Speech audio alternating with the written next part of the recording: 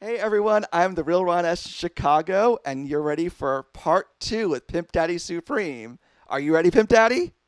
I'm always ready. Here we go. How long does it take for you to create a masterpiece like The Apocalypse Smells Funny? Oh, this apocalypse smells funny was actually part of a challenge called 72, put together by a guy named Pom Deter out of Scotland. Um, he runs this loose collective of crumple bangers.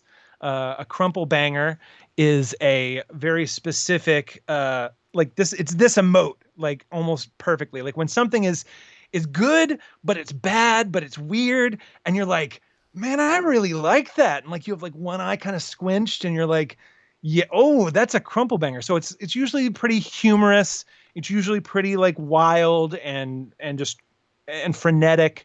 Uh, Pom de Terre is best well known for his mashup. It was a mixture of Nine Inch Nails and what's the girl from Call Me Carly Rae Maybe? Jepsen.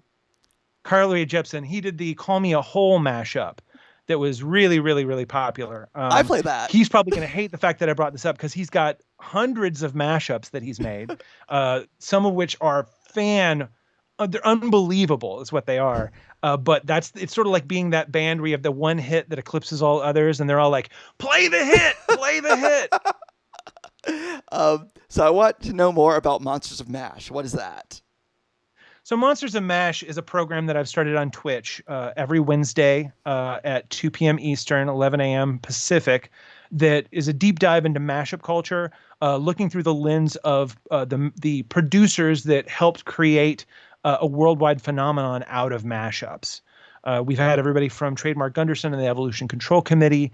We've had DJ Cummerbund, a newcomer to the mashup scene that's got hundreds of thousands of views on YouTube. Um, We've had the guy from who the founder of Guybo get your bootleg on, Grant McSleazy. We've had Adriana A from Booty Mashup. Uh, Basically, the idea is to kind of check back in on the founders of this movement. That again, it's still popular to this day. There's still people giving millions and millions of views on YouTube to mashup artists and current mashups. Um, Not only do I want to put that in perspective with the people who started the movement, but I want to be able to give a little bit of like documentation to this history because again, these mixes are illegal. They're unsanctioned and often get taken down by record labels or given cease and desists. Every once in a while, you'll see a lawsuit like you know not go all the way through, but definitely like threatened. Um, uh, but that being said, like because they're illegal, there's not a lot of documentation that's left other than on a few blogs here and there. And so eventually, hopefully, maybe I can collect these all together for a book or something. But until then, I'm just wanting to talk to as many people as I possibly can and just record for posterity uh, people's stories because there's so much history in this music scene, which is more mashups are more than just they're not even a genre. It's like a style because it crosses genres. Like it's often like a genre clash, if you will. Like have hip hop with EDM, with snap rap and techno, and then all of a sudden here's Herb Alpert bringing up the rear. It's a feeling. Yeah, it's a feeling. That's a good way to put it So what's for sure. next for you? What's next for me? Well, hopefully COVID will end, and I can resume traveling and DJing the way that I've been used to, as well as hopefully people seeing this and my other things online and booking me more for stuff online as well. Because honestly, even once this goes away, I see Twitch as a valuable resource for brands and for artists to connect with their audiences and it can even replace touring in some regards. There's so much to be explored this through this.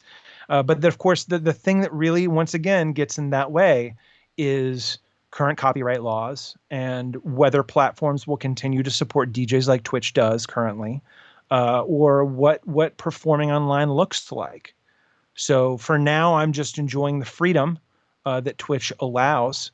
And just like we always have done since the beginning of sound collage or bootlegs or mashups, we will continue to adapt and create our art without permission, uh, and just for the sake of doing it. Because that's the other thing that's crazy about this too, is that creating art is so second nature that, like, for me growing up, I had to like find the tools, find the inspiration, learn how to use these tools, chop it up, find a way to get that in front of someone, whether it like be put on a cassette or a physical medium and hand it to somebody. Nowadays, kids can edit something together on their phone, can like literally just download something, chop it up, share it with 1,000 of their friends, and possibly go viral with something. And they don't know the first thing about copyright law. They don't know the first thing about like whether that they had to ask permission to comment on the culture that they are being, subjugated to every day. Because I mean, let's be honest, like culture is thrust upon us in grocery stores. It's in movies and television and commercials and stuff like that. And people have opinions. And so they're always going to like chop it up and make something funny, or they're going to chop it up and make something artistic or creative. And copyright laws need to evolve.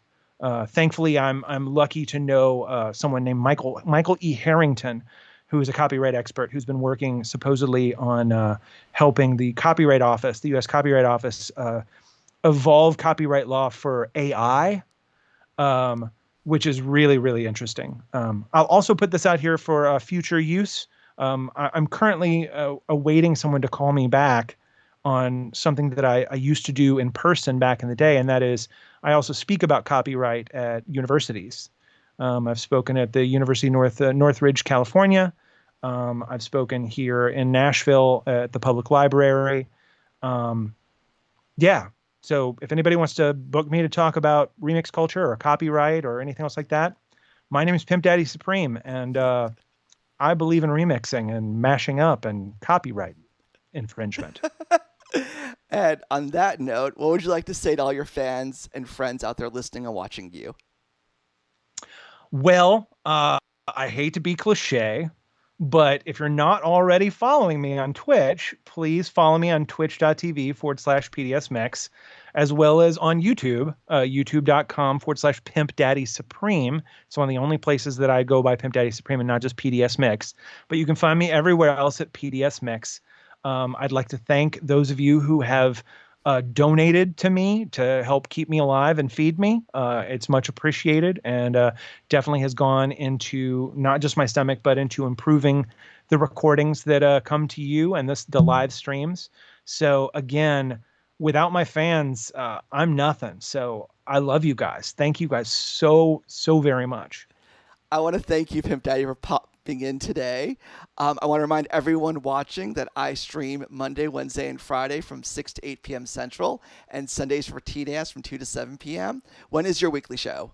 My weekly show is Wednesday. Currently, it's Wednesday from 2, not from 2 p.m., starting at 2 p.m. on the East Coast and 11 a.m. on the Pacific Coast. That also being said, that's 8 o'clock Central European summertime.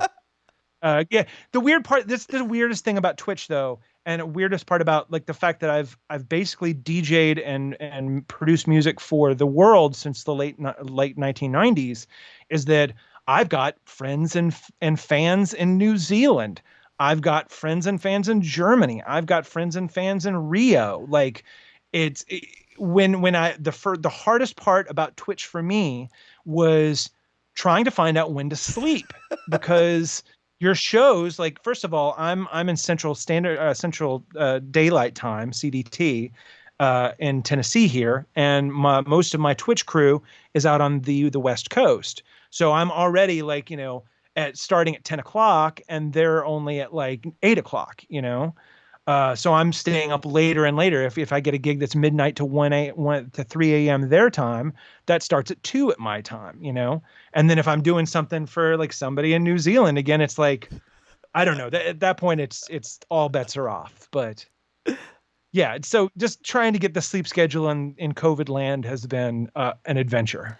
Life is an adventure with you, Pimp Daddy. Thank you so much for coming in today. Thanks for having me. And again, I look forward to all of your fantastic interviews. I've been reading your interviews for probably a decade plus, and I'm honored to be listed amongst those now. It's an honor to have you on here. We'll speak to you again real soon. And thank you, everyone, for watching us today. Bye.